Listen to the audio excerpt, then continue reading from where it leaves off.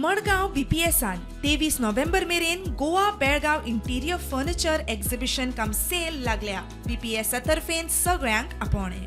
Goa Belgaum interior furniture expo classic फर्निचरान आज हांगा घाला बीपीएस क्लबान. सगळे तरेचे फर्निचर इंटिरियर आनी तुका एक कडेन आयले जाल्यार सगळेच प्रोडक्ट्स मेळटा.